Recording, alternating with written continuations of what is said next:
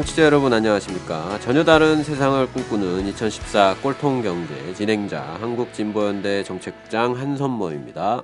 우리사회연구소 연구원 백남주입니다. 네, 2014 꼴통경제 네 번째 시간입니다. 오늘 이 시간에는 이 최근 발표된 이 박근혜 정부의 이 경제혁신 3개년 계획에 대해서 살펴보도록 하겠습니다. 2014년 들어서 저희가 이 청취자분들의 질문을 받아서 답변을 드리는 시간을 새로 마련을 했는데요. 궁금한 점이 있으신 분들은 이 팟빵 홈페이지에서 저희 방송으로 들어오신 뒤에 질문을 남겨주시기 바랍니다. 자, 그러면 2014 꼴통경제 네 번째 시간 시작하도록 하겠습니다. 이번 시간에는 박근혜 정부의 경제정책 방향에 대해 살펴보도록 하겠습니다. 2월 25일 박근혜 대통령 취임 1주년을 맞아서 이 경제혁신 3개년 계획을 발표를 했는데요. 어떤 내용이 담겼나요? 예, 박근혜 대통령은 지난 1월 6일에 이 신년 구상을 발표하면서 이 경제혁신 3개년 계획을 이렇게 말을 했는데요. 이번에 발표한 이 계획은 이제 이런 신년 구상 내용을 보다 구체화시킨 것이다. 이렇게 보면 될 것 같습니다. 네, 제 기억으로는 이 신년 구상을 발표했을 때 이 경제 민주화나 복지에 대한 이야기가 전혀 없어서 이 국민들의 불만이 컸던 것으로 이렇게 기억을 하는데 이번에도 뭐 그런 방향이라고 보면 되는 건가요? 예, 그렇습니다. 뭐 대표적인 것이 이 담화문 첫머리에 나온 이 이제 목표가 474. 그러니까 잠재 성장률 4%, 고용률 70%, 국민소득 4만 불 초속 쌓기 뭐 이런 거를 목표로 제시하는 거다. 이렇게 볼 수가 있고요. 네. 뭐 이명박 정부가 뭐 이야기했던 뭐 연평균 경제 성장률 7%, 국민소득 4만 달러, 세계 7대 경제 강국 진입 뭐 그러니까 747 이런 걸 떠올리게 하는 대목인 것 같은데요. 예, 이명박 정부뿐 아니라 이전의 모든 정부들에서 거의 공통적으로 나타나는 현상인데요. 뭐 성장률 몇 프로, 국민소득 몇 프로, 그다음에 세계 몇 위, 뭐 이런 목표를 제시를 하는 거죠. 뭐 성장률이나 국민소득 목표를 제시하는 게 뭐 꼭 뭐 그래서는 안 된다 이런 일은 아니긴 하지만 총적 목표로 모든 걸 이걸 위해 살아야 된다 이런 식으로 이렇게 제시를 하는 거는 좀 기존의 이 성장 지상주의적인 사고방식을 거의 뭐 단적으로 드러낸 부분이다. 뭐 이렇게 볼 수 있을 것 같습니다. 네, 좀 더 구체적인 내용으로 일단 들어가 보죠. 목표를 달성하기 위한 과제나 전략은 좀 어떤 것들이 제시되고 있습니까? 예, 정부는 이런 474 뭐 이런 목표 아래에서 이 3개년 계획의 3대 핵심 전략으로 이 기초가 튼튼한 경제, 그다음에 역동적 혁신 경제로의 전환, 그리고 내수와 수출의 균형 성장을 제시를 했습니다. 뭐 항상 그렇긴 한데 이 단어들만 보면 뭐 다 좋은 말인 것 같은데 그렇죠. 예. 하나씩 살펴보면 좋을 것 같습니다. 먼저 이 기초가 튼튼한 경제부터 살펴보죠. 예, 기초가 튼튼한 경제 이 부분은 이제 비정상의 정상화, 이게 많이 나오는 말이죠. 이 네. 비정상의 정상화로부터 출발을 한다면서 이 공공부문 개혁, 그다음에 원칙이 바로 선 시장 경제, 그리고 사회 안전망 확충 이런 세 가지 과제를 제시를 했습니다. 네, 1월에 있었던 이 신년 구상과 마찬가지로 여전히 이 비정상의 정상화란 이름으로 이 공공부문 개혁을 제일 먼저 이 제시하고 있습니다. 네, 그렇습니다. 이 공기업 부채가 많고 생산성이 낮기 때문에 이 조직 안팎으로 경쟁 원리를 과감하게 도입하겠다. 그러면서 기업 분할 또는 자회사 설립, 뭐 수서발 KTX 뭐 이런 거죠. 민간 참여 가능한 분야에 대한 적극적 개방 뭐 이런 것들을 제시를 했습니다. 결국 이제 공기업의 효율성 확보란 이름으로 이 철도 같은 공기업의 구조 조정, 뭐 의료나 이런 부분에서의 민영화 이런 걸 추진하려는 의도가 아닌가 이렇게 보여지고요. 네, 결국 뭐 이 서민들의 부담은 더욱 가중될 것으로 보이는데요. 예, 그렇죠. 원래 공공부문의 적자라는 게 이제 4대강 같은 이 정부 시책에 따른 부분이 있고 더 크게는 이제 시장 논리로는 되지 않는 이 공적 영역을 책임지는 측면 때문에 나오는 거죠. 가령 철도를 보면 뭐 경부선 KTX는 흑자지만 다른 지역의 지선들은 대부분 적자거든요. 그래서 시장 논리로 하면 아무도 이 지역 지선들엔 투자를 안 하려고 하겠죠. 그러면 그곳에 사는 분들은 철도를 이용할 수 없게 되는 거고요. 그러다 보니까 이 적자가 나는 건데 이걸 비효율이라고 규정을 하고 경쟁 원리나 시장 원리를 도입을 하게 되면 결국 노선 단축이나 뭐 요금 인상 이게 이어지는 거고요. 그러다 보면 그게 다 국민 부담으로 돌아가는 것이죠. 실제로 지금 정부가 공공부문에 대한 압박을 강화를 하면서 이 공공기관들이 앞다퉈서 부채 감축안을 제시를 하고 있는데요. 이 감축안에는 이 요금 인상안이 대부분 포함이 되어 있습니다. 전기요금이 2조 원, 뭐 도로가 8천억 원, 철도가 7천억 원, 뭐 수도가 3천억 원, 뭐 이런 총 3조 8천억 원 규모의 인상 계획이 포함되어 있죠. 그렇기 때문에 이제 계속 오르던 공공요금이 계속 또 오를 가능성이 높은 그런 상황입니다. 네, 그런데 이제 공공 부문의 비효율이나 이 적자에 대한 국민들의 반감이 좀 이렇게 큰 것이 사실이기도 하거든요. 예, 그렇습니다. 뭐 실제 적절하지 않은 사례들이 뭐 당연히 있을 거고요. 그런 것이 없는 조직은 거의 없죠. 네. 예, 그렇지만은 이제 정부에서 이런 부분들을 실제 이상으로 부풀려서 이 낙인을 찍고 그걸 빌미로 이제 재벌이나 사모펀드들한테 이제 이걸 민영화해서 이들의 먹거리를 보장해 주려는 이 의도를 놓쳐서는 안 될 것 같고요. 국민들 입장에서 보자면 뭐 공공부문에 대한 적자에 대해서는 이 민간 기업들에게보다는 좀 일정 정도 관대한 기준을 적용해야 할 거다 이렇게 생각이 됩니다. 네, 일단 뭐 공공 부문은 그렇고요. 그 다음으로 또 원칙이 바로선 시장 경제 이런 말도 좀 눈에 들어오는데요. 예, 그 다음 주제인데요. 예, 정부가 이 원칙 있는 시장 경제를 위한 과제로 이 작년 상반기까지 진행을 했던 이 경제 민주화 부분, 뭐 대중소기업 상생이나 뭐 이런 거 프랜차이즈 가맹점 문제, 뭐 하도급 뭐 부당 내부 거래 이런 거 근절하는 문제, 뭐 이런 부분에 대한 어떤 이행 계획 이런 부분을 제출을 했고요. 그 다음에는 뭐 상가 권리금 보호나 뭐 노동시장 차별구조 개선, 뭐 생산적 노동관계 구축 등이 이제 원칙 있는 시장 경제 과제로 제시가 되었습니다. 네. 일단 뭐 작년 상반기까지라면 극히 일부분인데 이 추가적인 경제 민주화 조치는 없고 일단 그 부분에 한정해서 하겠다 뭐 이런 거 같은데 다른 부분들은 좀 어떻습니까? 예, 일단 상가 권리금 보호 문제에서는 이 권리금에 대한 법적 정의를 내리고 표준 계약서를 보급을 하고 문제가 됐던 환산 보증금 기준 이상의 임차인에게도 이 대항력을 부여하는 방안이 나왔습니다. 예, 그동안 이 권리금은 이제 세입자들 사이에서 이렇게 이제 관례적으로 이렇게 존재하는 것으로만 좀 인정이 됐었고 집주인과 임대인 간에는 전혀 이제 인정이 안 돼서 이 집주인이 이제 그 세입자 그러니까 상가를 임대한 임차인을 내보낼 때 전혀 인정이 안 돼서 문제가 많이 됐었고 특히나 그것이 이제 폭발한 것이 바로 이제 용산 네. 참사 그것이 이제 이 권리금 문제가 결국 걸렸었던 거였죠. 이제 그런 부분이 있었기 때문에 그리고 이제 환산보증금 기준 이상의 임차인에게는 이제 상가임대차보호법에 보장되어 있는 5년간의 임대 기간이 보장이 되지 않기 때문에 이제 그런 부분이 또 문제가 됐었고요. 그래서 이제 이번 부분에 이제 이런 부분에 대해서 정부가 이제 이 개선 방안을 냈는데 이 부분은 뭐 그간 야당과 시민사회 단체가 요구해왔던 부분들을 뭐 상당 부분 수용한 거라고 볼 수 있습니다. 다만 이제 표준계약서 도입을 이 의무사항이 아닌 이 권고사항으로 해놔가지고 한계가 좀 있고요. 그리고 향후 국회 논의 과정이 또 변수가 될 수 있을 것 같습니다. 다음으로 노동 관련 부분은 좀 어떻습니까? 예, 노동시장 차별구조 개선에는 이 비정규직 차별 해소와 근로조건 보호, 그다음에 정규직 보호 합리화가 제시가 됐습니다.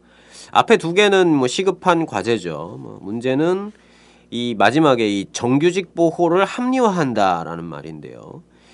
예, 굉장히 이게 의미심장한 말인 것 같아요. 예, 격차를 줄인다는 이름 아래 이 정규직의 보호 수준을 낮추려는 시도를 하는 거 아닌가 이렇게 전망이 됩니다.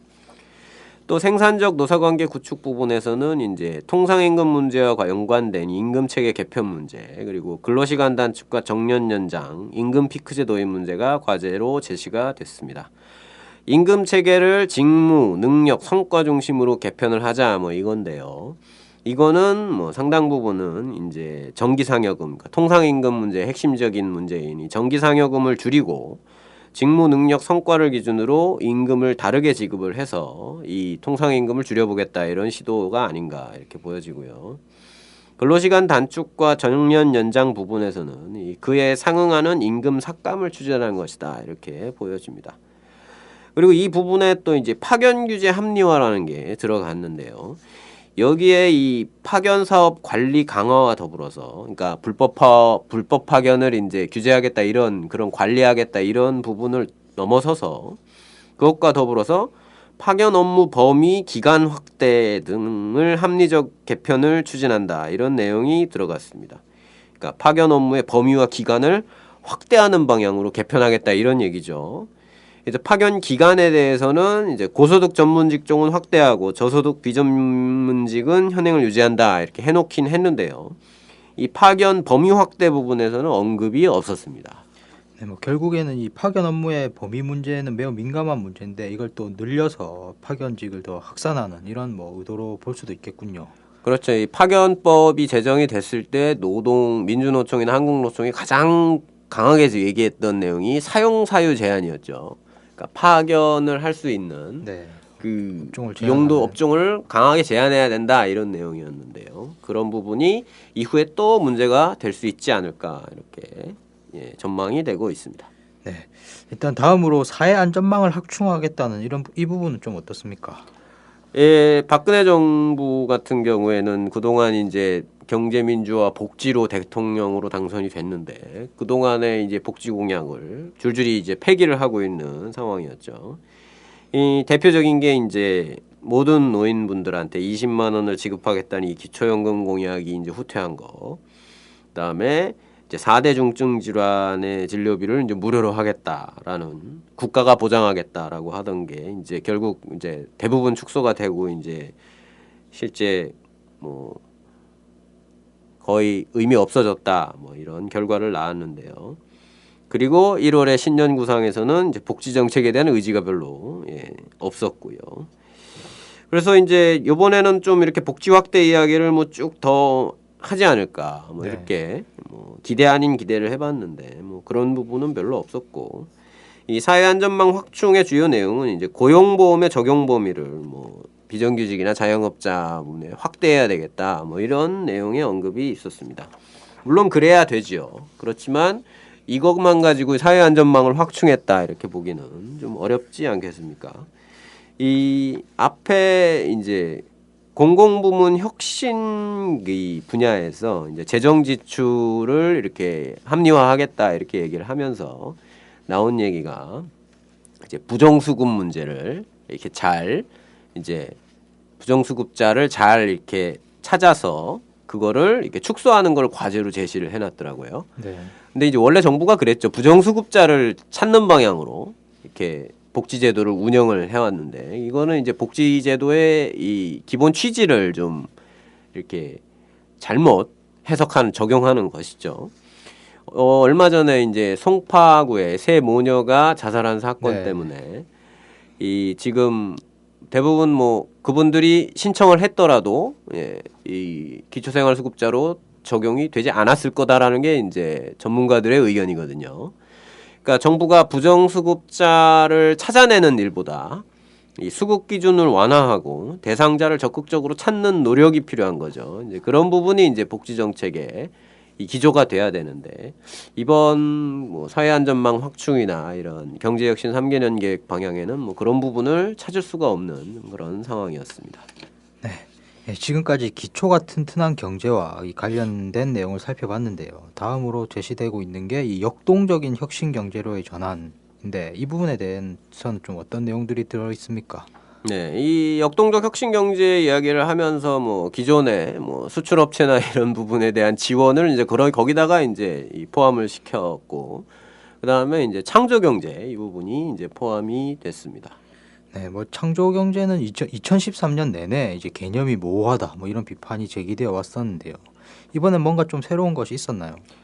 예, 뭐 특별히 이제 구체적인 것은 없었고요.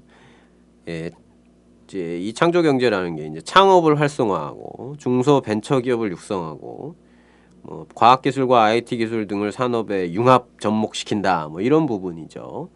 그래서 이런 거는 뭐 김대중 정부 당시에 나왔던 어떤 벤처 정책하고 좀 비슷한 기조의 정책이다 뭐 이렇게 여겨지고 있고요.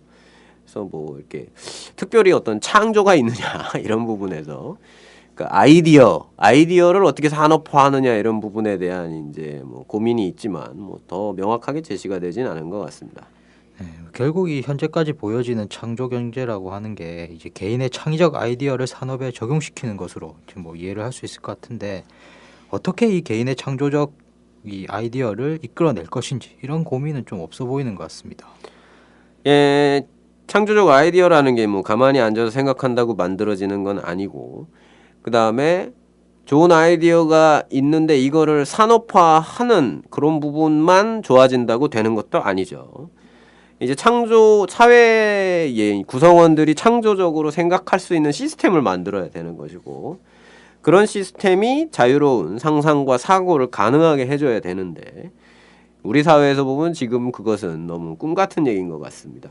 지난 1년 내내 보면 거의 뭐 종북 마녀 사냥이 계속이 됐죠. 뭐 진보당 문제나 뭐 이런 부분에서요. 예, 그렇게 이제 사상의 자유나 사고의 자유를 억압하면서 이 창조적 아이디어가 많이 나오는 사회가 될 수 있을지 뭐 솔직히 의문이고요.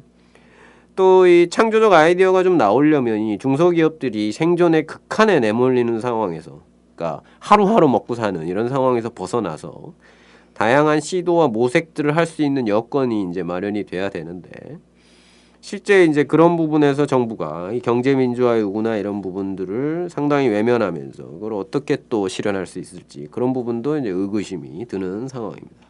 네, 뭐 좀 다른 이야기이긴 한데 저는 이제 개인의 창조적 아이디어를 강조하는 정책이 결국엔 이 노동 강도를 높일 가능성이 상당히 크다고 이렇게 결국 그렇게 갈 가능성이 있죠. 예. 이 또 뭐 창조적 사람이 되기 위한 이 치열한 경쟁을 이제 부추기게 되고 직장 내에서의 8시간 노동을 넘어서서 이 저녁에도 퇴근해서 이 아이디어를 짜야 하는 뭐 이런 상황에 내몰릴 수 있을 것 같고요.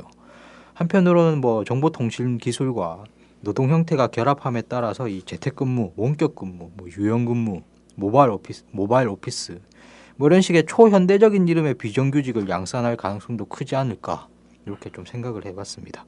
예, 다시 돌아와서요. 이 투자와 해외 진출을 촉진한다 뭐 이런 이야기도 포함이 되어 있는데 이 부분은 좀 어떻습니까? 예, 뭐 수출, 그러니까 중소기업을 주로 한다 뭐 이런 내용으로 좀 변했고, 뭐 수출을 지원한다 이런 부분은 뭐 별 변화가 없습니다. 그다음에 또 FTA 확대하겠다가 여기에 포함이 됐고요. 그다음에 이제 해외 건설 플랜트를 고부가 가치화하겠다 뭐 이런 내용의 이제 목차가 있었는데요. 이 부분은 이제 올해 이제 해외 건설 플랜트의 위기설이 있기 때문에, 그러니까 그동안의 적자를 더 많은 수주로 메우겠다 이런 거죠. 그걸 위해서 지원을 확대하겠다 이런 차원의 대책이 나온 것 같고요. 그런 부분에서 보면 뭐 기존의 이 수출 위주, 건설 위주 정책의 연장선상에 있다 이렇게 보여집니다. 그래서 뭐 특별히 뭐 역동적인 뭐 혁신 경제다 이렇게 보기는 좀 어렵고요. 그거보다는 뭐 이전에 이 관성적으로 이전의 정책을 답습하는 거 아니냐 이렇게 보여집니다.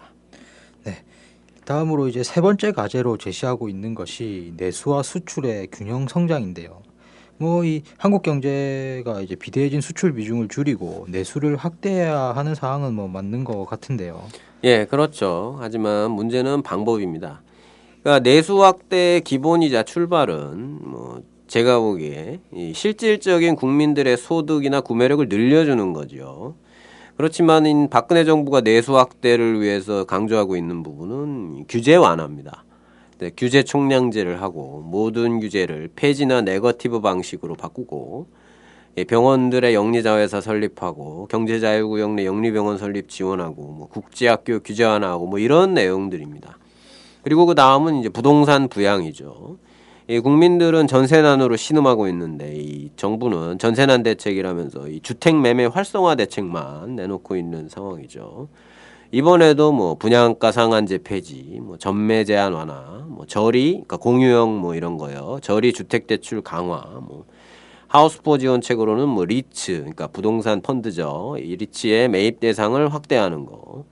그다음에 뭐 재건축 초과이익 환수제 폐지하고 재건축 재개발 사업 규제 완화 뭐 이런 집주인용 대책들만 잔뜩 포함이 되어 있습니다.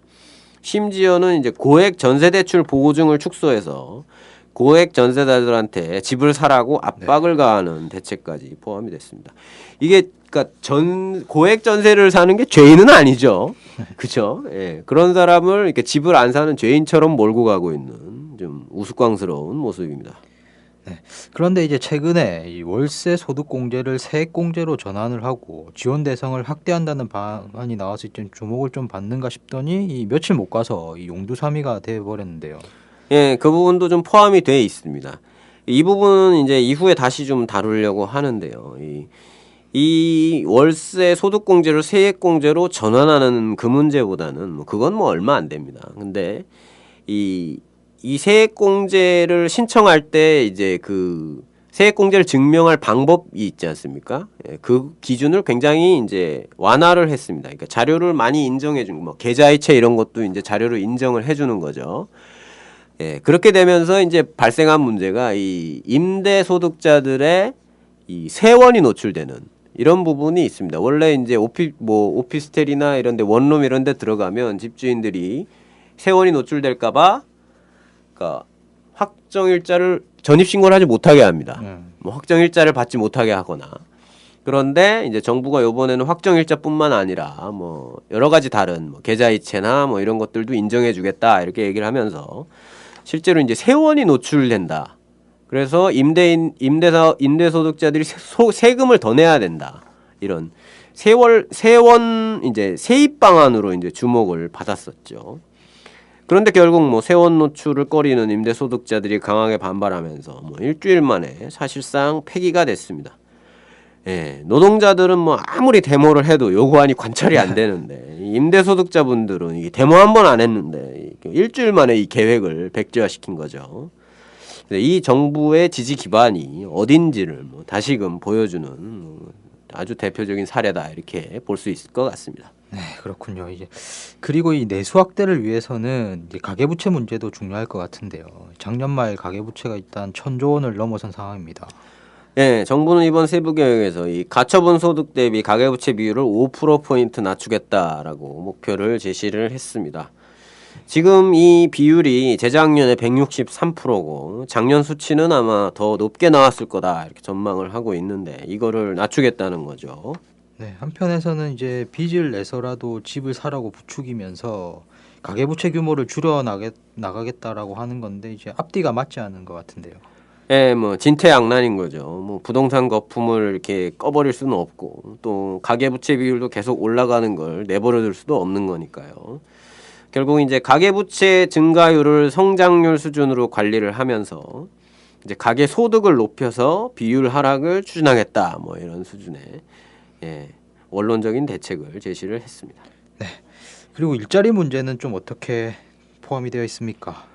예, 뭐 일자리 대책에도 뭐 큰 뭐 특별한 내용은 없었고요. 청년층이나 여성층을 중심으로 한 일자리 창출을 위한 뭐 기존의 대책들 뭐 이제 특성화고에 대한 지원이나 뭐 이제 뭐 시간 선택 일자리 뭐 이런 부분들을 이제 제시하는 뭐 그런 수준으로 그쳤습니다.